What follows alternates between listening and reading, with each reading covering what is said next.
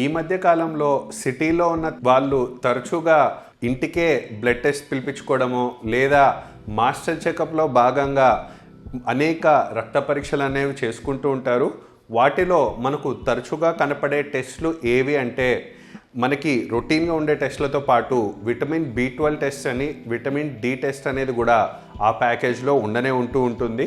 అసలు ఈ vitamin B12 అనేది మన బాడీలో ఏం చేస్తుంది, అవి తక్కువగా ఉండడానికి కారణాలేంటి, ఒకవేళ విటమిన్ B12 కనుక తక్కువగా ఉంటే ట్రీట్మెంట్లో భాగంగా ఏమేమి తీసుకోవాలి, అసలు విటమిన్ B12 తక్కువగా ఉంటే ఎటువంటి సిమ్టమ్స్ ఎటువంటి జబ్బులు రావచ్చు అనేది మనం ఈ డిసీజ్లో క్లుప్తంగా చెప్పుకుందాం. సో నా పేరు doctor Abhilash and welcome to my YouTube channel. So let's start the video. So అసలు విటమిన్ B12 ఏం చేస్తుంది అనే కంటే ముందు అసలు విటమిన్స్ ఎన్ని రకాలుగా ఉంటాయి మన బాడీలో అని చూసుకుంటే ముఖ్యంగా ఈ విటమిన్స్ అనేవి మనకు బాడీలో 2 టైప్స్లో ఉంటాయి. ఒకటి ఫ్యాట్ సాల్యుబుల్ విటమిన్స్ అని అండ్ 2 వాటర్ సాల్యుబుల్ విటమిన్స్ అని. అంటే కొవ్వులో కరిగే విటమిన్స్, వాటర్లో కరిగే విటమిన్స్ అని అర్థం. సో ఈ ఫ్యాట్ సాల్యుబుల్ విటమిన్స్లోనే మనకు విటమిన్ A అని, D అని, E అని అండ్ K అని ఉంటాయి. ఇవన్నీ ఫ్యాట్ సాల్యుబుల్ విటమిన్స్ అయినట్లయితే ఈ వాటరబుల్ సాల్యుబుల్ విటమిన్స్లో మనకు vitamin B and vitamin C అనేది ముఖ్యంగా ఉంటాయి. ఈ విటమిన్ Bలో కూడా మనకు B1 అని, B2 అని, B3 అని, B6 అని, B12 అని ఉంటాయి. సో ఈ వీడియోలో మాత్రం మనం కేవలం విటమిన్ B12 గురించి మాట్లాడుకుందాం. ఈ విటమిన్స్ గురించి మన తదుపరి వీడియోస్లో మనం మాట్లాడుకుందాం. సో మొదలు పెట్టినట్లయితే అసలు ఈ విటమిన్ B12 అంటే ఏంటి, అసలు అది బాడీలో ఏం చేస్తుంది అని చూసుకుంటే ఈ విటమిన్ B12నే మన బాడీలో మనం కోబాలమిన్ అని కూడా అనడం జరుగుతూ ఉంటుంది. అసలు ఈ విటమిన్ B12 ఎక్కడి నుంచి వస్తుంది, ఎలా దీని ఫంక్షన్ ఉండబోతుంది, బాడీలో దీని రోల్ ఏంటి అని చూసుకున్నట్లయితే ఈ విటమిన్ B12 అనేది మనకు ఆహారం ద్వారానే రావాలి. అండ్ ఆహారంలో మన ఫుడ్ ఐటమ్స్లో ఈ విటమిన్ B12 అనేది తీసుకున్న తర్వాత మనకు స్టమక్లో ఈ విటమిన్ B12 పేగులు లాగడానికి ఇంట్రిన్సిక్ ఫ్యాక్టర్ అనే ఒక జీర్ణరసం లాంటి ఒక ఎంజైమ్ అనేది ఒకటి ఉంటుంది. ఆ ఎంజైమ్ అనేది ఉండడం వల్లనే మనకి ఈ విటమిన్ B12 అనేది చిన్న పేగుల్లో చేరగానే చిన్న పేగుల్లో నుంచి ఈ విటమిన్ B12 అనేది బాడీకి లాగడం అనేది జరుగుతుంది. వన్స్ ఈ విటమిన్ B12 అనేది బాడీ లోపలికి వచ్చాక ఏమేం జరుగుతుంది అని చూసుకున్నట్లయితే ఆర్ ఈ విటమిన్ B12కి మన బాడీలో ఎటువంటి ఫంక్షన్స్ ఉంటాయి అని చూసుకుంటే 1 by 1 చెప్పుకుందాం. సో మొదటగా మనం ఈ విటమిన్ B12 మెయిన్గా ఏం ఫంక్షన్స్ చేస్తాయి అని చూసుకుంటే ఫస్ట్లీ మనం చెప్పాలి అంటే ఈ విటమిన్ B12 అనేది మనకు హీమోగ్లోబిన్ సింథసిస్ అంటే రక్తం పెరగడానికి, మనకు రక్తంలో అంటే రక్తహీనత రాకుండా ఉండడానికి, మనకు రక్తం ఉత్పత్తి అవ్వడానికి అనేక సోర్సెస్ కావాలి. ఉదాహరణకు ఐరన్ బాగా ఉండాలి, లేదంటే వాళ్ళకు ప్రోటీన్ బాగా ఉండాలి అంటాం. అలాగే ఈ విటమిన్ B12 అనేది కూడా బాగా ఉన్నట్లయితేనే మనకు రక్త కణాలు అనేవి బాగా డెవలప్ అవుతూ ఉంటాయి. ఒకవేళ ఈ విటమిన్ B12 కనుక లోపం వల్ల మనకు ఒకవేళ పేషెంట్కి కనుక రక్తహీనత వచ్చినట్లయితే దాన్నే మనం పెరినీషియస్ అనీమియా అని అంటూ ఉంటాము. అంటే ఈ విటమిన్ B12 వల్ల కూడా మనకు రక్తహీనత అనేది రావచ్చు. ఈ హీమోగ్లోబిన్ ఫంక్షన్లో కాకుండా ఈ విటమిన్ B12 ఇంకేమేం ఫంక్షన్స్ చేస్తుంది అని చూసుకున్నట్లయితే ఈ హీమోగ్లోబిన్ సింథసిస్లో కాకుండా మెయిన్లీ DNA సింథసిస్ అంటాం. అంటే మనకందరికీ తెలిసినట్టే మన బాడీలో అన్ని రక్త కణాలు డెవలప్ అయ్యేది ఏంటి, అన్ని ఈ DNA బేసిస్లోనే. ఒకవేళ లైక్ ఉదాహరణకి మనకు జుట్టు తరచుగా పెరుగుతూ ఉంటుంది, రాలుతూ ఉంటుంది, గోర్లు అనేవి తరచుగా వస్తూ ఉంటాయి, రాలుతూ ఉంటాయి. అలాగే మనకు పేగుల్లో కూడా రక్త కణాలు అనేవి ఆర్ కణాలు అనేవి పుడుతూ ఉంటాయి, చచ్చిపోతూ ఉంటాయి. సో అవన్నీ ఎట్లా అవుతాయి, 1 2గా అవ్వాలి, 2 4లా అవుతూ ఉండాలి. సో అవన్నీ జరగాలి అంటే ఈ DNA అనేది మల్టిప్లై అయిపోయి డివైడ్ అవుతూ ఉండాలి. సో అలా ఈ డిఎన్ఏ బాగా మల్టిప్లై అయిపోయి డివైడ్ అవుతూ మల్టిప్లై అవ్వాలన్నా మనకు ఈ విటమిన్ B12 అనేది మాత్రం తప్పనిసరిగా అవసరం ఉంటుంది. So apart from haemoglobin and DNA ఇంకా ఈ విటమిన్ B12 ఏం చేస్తుంది అంటే ముఖ్యంగా మనం చెప్పుకోవడానికి థర్డ్ మెయిన్ ఫంక్షన్ ఏంటి, ఈ విటమిన్ B12 చేసేది ఏంటి అంటే నర్వ్ హెల్త్కి సంబంధించి. అంటే ఈ నరాలు బలంగా ఉండాలన్నా, ఈ నరాల బలహీనత రాకుండా ఉండాలన్నా మనకు ఈ విటమిన్ B12 అనేది ఖచ్చితంగా అవసరం. అసలు ఈ విటమిన్ B12 అనేది నరాలకు సంబంధించి ఎట్లా హెల్ప్ అవుతుంది అంటే ప్రతి ఒక్కరికి నరం చుట్టూరా మైలిన్ అనే ఒక కోటింగ్ అనేది ఉండడం అనేది కంపల్సరీ. ఆ మైలిన్ ప్రొడక్షన్ కోసమని మనకు ఈ విటమిన్ B12 అనేది బాగా ఉత్పత్తి అయినప్పుడే మనకు మన నరాల health, nerve related health issues కూడా రాకుండా ఉంటాయి. అది కాకుండా ఈ విటమిన్ B12 చేసే మెయిన్ ఫంక్షన్ ఏంటి అంటే మెటబాలిజం అంటాం. అంటే మనం ఆహారంలో తీసుకున్నదంతా మనకు సరిగ్గా అరగాలి. ఎందుకు?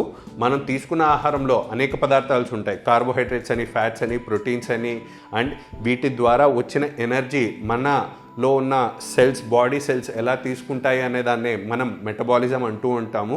ఒకవేళ ఈ విటమిన్ B12 అనేది మనకు డెఫిషియెంట్గా ఉన్నా కూడా ఈ మెటబాలిజం రిలేటెడ్ కాంప్లికేషన్స్ అన్నీ మనకు వస్తూ ఉండొచ్చు.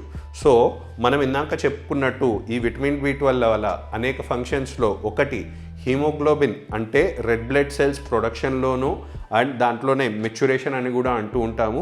సో మనకి రక్తహీనత లేకుండా ఉండాలన్నా లేదా మన డిఎన్ఏ సింథసిస్ కానీ మల్టిప్లికేషన్ కానీ సరిగ్గా జరగాలన్నా లేదా ఈ నర్వ్ రిలేటెడ్ ఇష్యూస్ రాకుండా ఉండాలన్నా అండ్ ఈ మెటబాలిజం డిజార్డర్స్ రాకుండా ఉండాలన్నా మనకు విటమిన్ B12 అనేది కంపల్సరీగా ఉండాలి.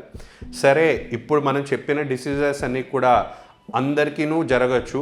అది విటమిన్ B12 లోపం వల్లనేనా కాదా అనేది ఎలా నిర్ధారణ అవుతుంది, ఆర్ ఈ విటమిన్ B12 తక్కువ ఉన్న వాళ్ళలో ఎటువంటి సిమ్టమ్స్కి దారి తీయచ్చు అని చూసుకుంటే 1 by 1 చూసుకున్నట్లయితే ఫస్ట్ మనం ఇందాక ఏమనుకున్నాము, మెయిన్లీ హీమోగ్లోబిన్ సింథసిస్కి ఇంపార్టెంట్ అనుకున్నాం.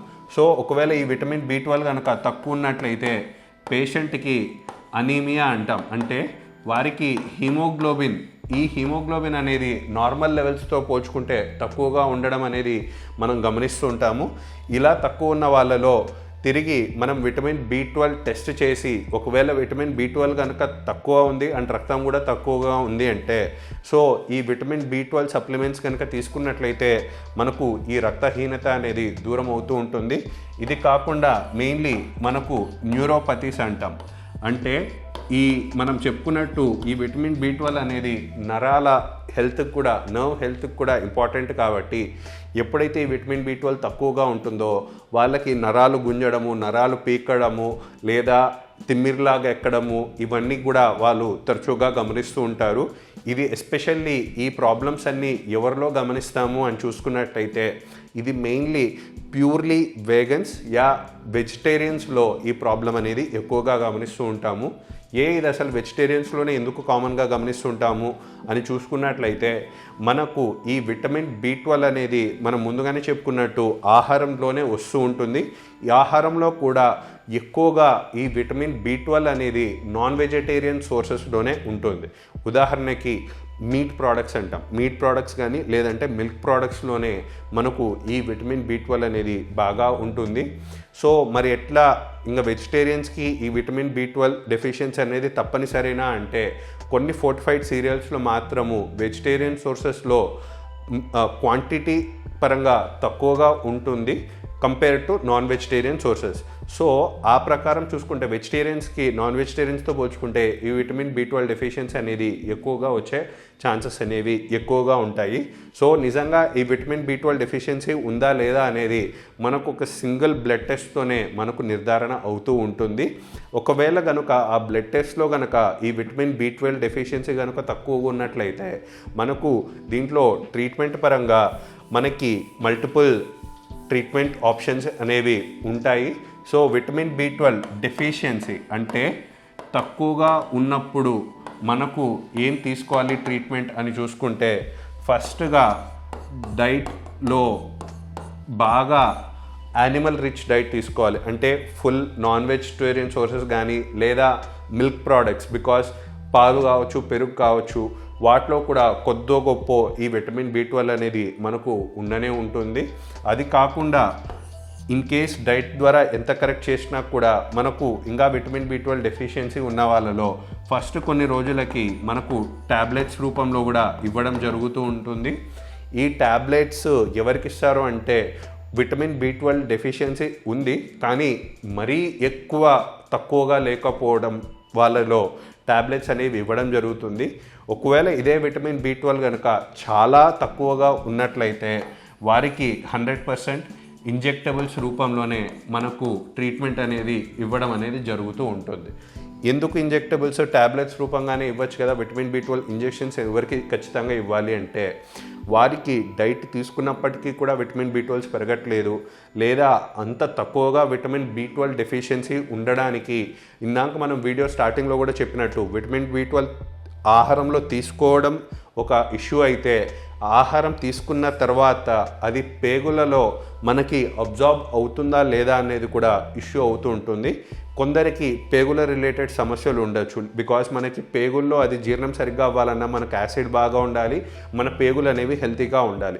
ఎవరికైతే ఈ పేగులు సరిగ్గా హెల్తీగా ఉండవో లేదా కడుపులో సరిగ్గా యాసిడ్ అనేది ప్రొడ్యూస్ కాని వాళ్ళలో ఈ విటమిన్ B12 వారు ఆహారంలో ఎంత బాగా తీసుకున్నప్పటికీ కూడా పేగులు సరిగ్గా దాన్ని తీసుకొని పక్షంలో వారికి మనకు ట్యాబ్లెట్స్ అనేవి ఇవ్వకుండా డైరెక్ట్లీ వాళ్ళకి ఇంజెక్షన్స్ రూపంలో డైరెక్ట్లీ విటమిన్ B12ని త్వరగా కరెక్షన్ చేసుకోవడానికి, త్వరగా రీప్లేస్ చేయడానికి మనకి ఇంజెక్షన్స్ రూపంలో కూడా ఇస్తూ ఉంటారు.